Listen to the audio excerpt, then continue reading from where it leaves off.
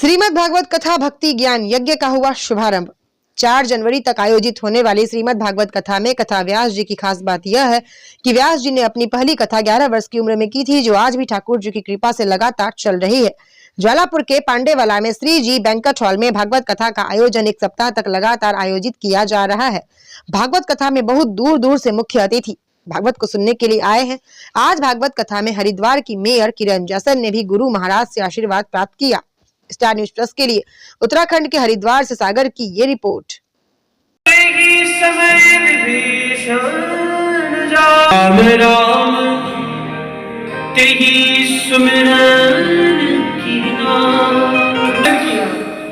हृदय हर्ष कपिशने मुद्रास्ते तदभिजाने परम्परं जरभूतदे तक्षन्तव्यं जन्मि सकलान भवति प्रबलमयि भूयस्तव मया तथापि तं स्नेहं मयि निरुपमं यत् प्रकुरुषे कुपुत्रो जायेत क्वचिदपि कुमाता न भवति।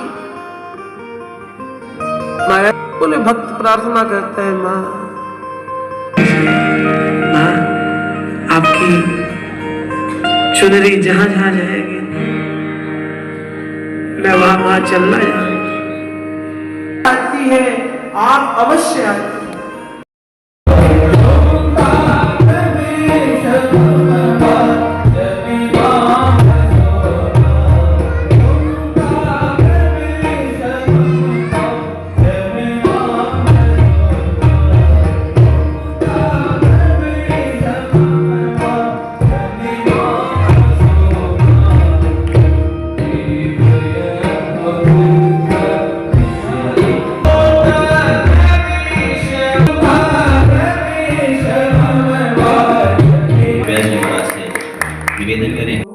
सबसे पहले तो आपको इस भागवत कथा की बहुत सारी शुभकामनाएं।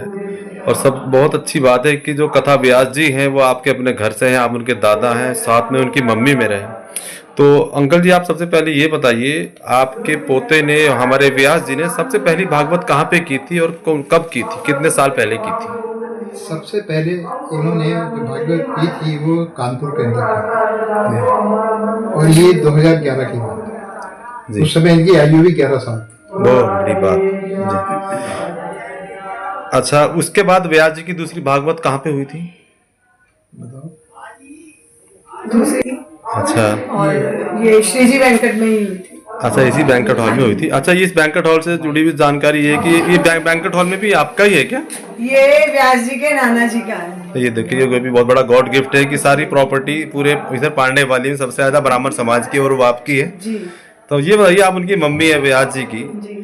व्यास जी को इस लाइन में लाने का श्रेय किसको जाता है? ये तो व्यास जी को इस लाइन में लाने का श्रेय तो ऑलमोस्ट ठाकुर जी का है, क्योंकि कहते हैं कि गीता जी में कहा भी गया है कि जो प्रारब्ध में शिक्षा छूट जाती है वो अगले जन्म में यहीं से शुरू होती है जहाँ वो छूटती है। तो जब हमने इनका इंटरेस्ट देखा तो इन्होंने छोटे छोटे श्लोक और स्तुति याद करनी शुरू की बहुत जल्दी।